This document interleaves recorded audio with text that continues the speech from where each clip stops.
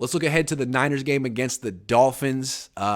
This isn't going to really determine much for either team, but it's very interesting.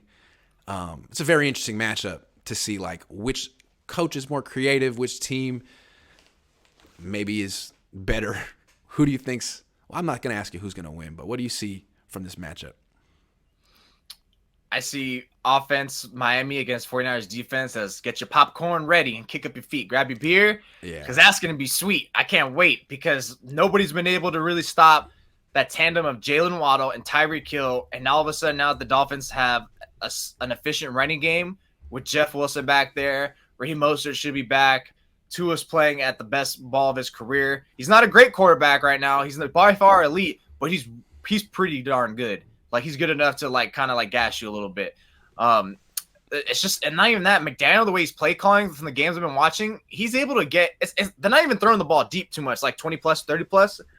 It's so much like there's a lot of, like – and I saw Ted Wynn talk about this on some of his films. They're getting a lot of easy, like, 15-yard gains that are just looking like pitch and catch almost with Tua to Jalen or those guys. So it's going to be interesting how D'Amico accounts for that, accounts for any motion – because that I think it's going to dwindle down to that, really. How much can the 49ers defense limit them? I don't expect them to shut them out. That'd be unfair. But can you hold them to just like 21 points, 20 points, 23 points, anything like that?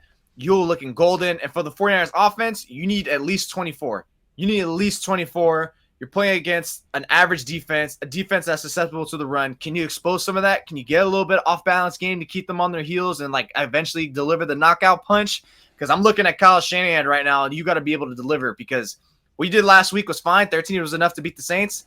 13 is most likely not going to be enough to beat the Dolphins. You're at home. You have to win this game. Most likely, yeah.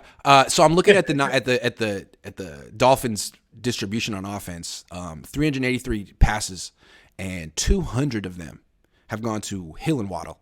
So that's more than 50% of their passing game. You got to be able to stop them when Tyreek Hill is targeted. The quarterback rating is 114. When Waddle's targeted, the quarterback rating is 117. You're right. They can't be stopped. And what's crazy about you got both of them. So what McDaniel's going to be trying to do is match them up against Lenore and Ward.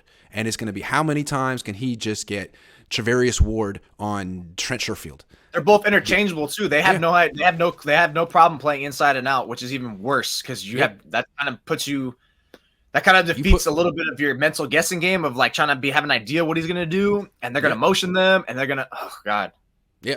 If Nico slows them down, my God. I don't think there's anything that the Niners can do. I mean, I could be wrong, but I don't think you could say, oh, if we play man coverage, the cover will match up well, or if we play zone, we'll match up well. Like, I think you're in a tough spot, whatever you do in coverage. The only way you win this matchup is with pass rush. I was about to say pass rush, which they might be, I think.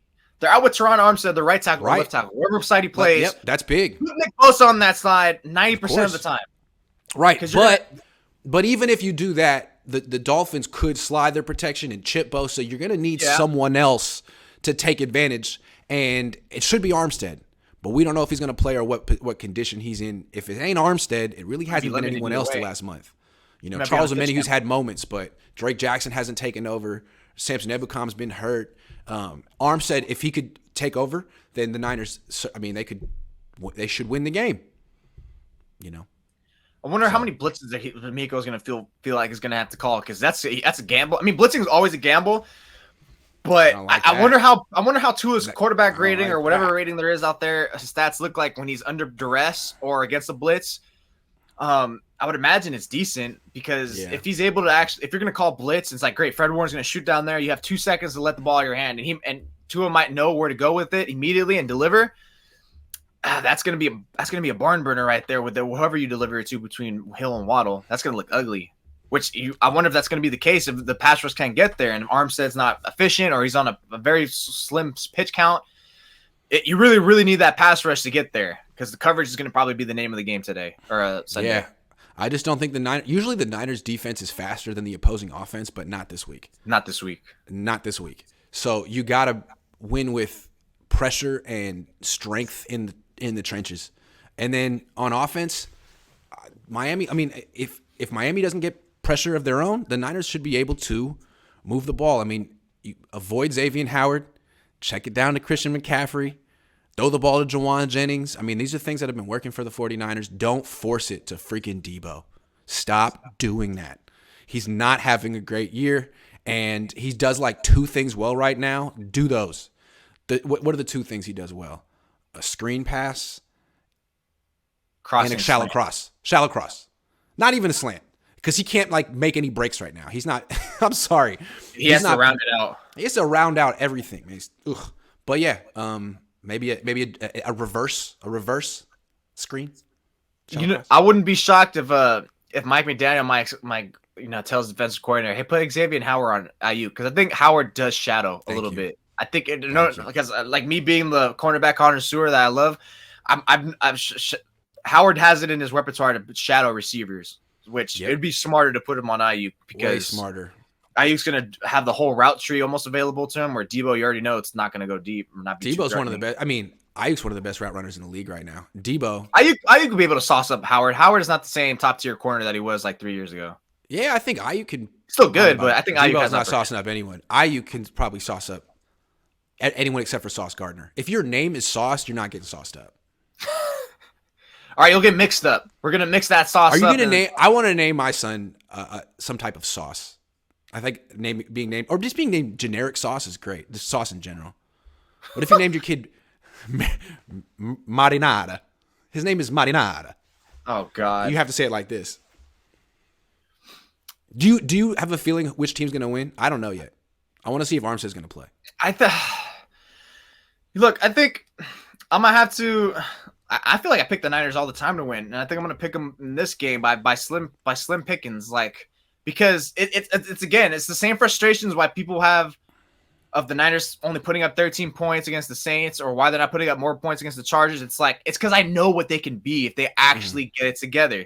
And again, I know there's another team out there who's going to derail them and cap them from being that, but still, you have a prime opportunity in front of you. This is not the same defensive line, the same defense that the Saints are. The strength of the Dolphins is their offense. And if you look at all the Dolphins' games, they've given up points to so many teams. The only reason why they've been able to win and outlast is because they can win shootouts. They have the offensive caliber.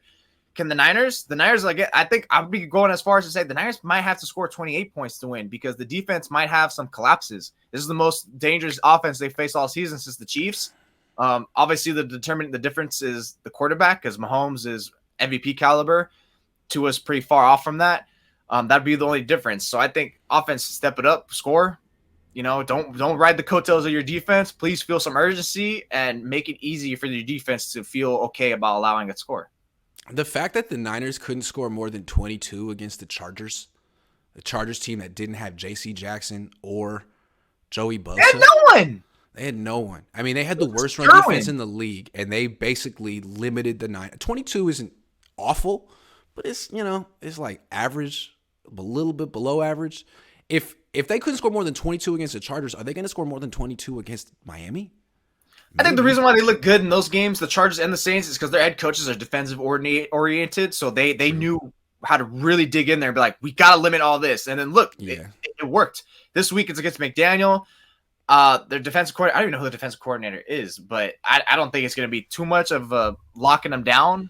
So that's one thing I thought about too. I was like, you know what, Sean Payton. The defensive coordinator is Josh Boyer, who has been with Miami for a while. He was their defensive coordinator the last couple of years. So he also was in New England for a very long time. He was in New England for a long time. Josh Boyer.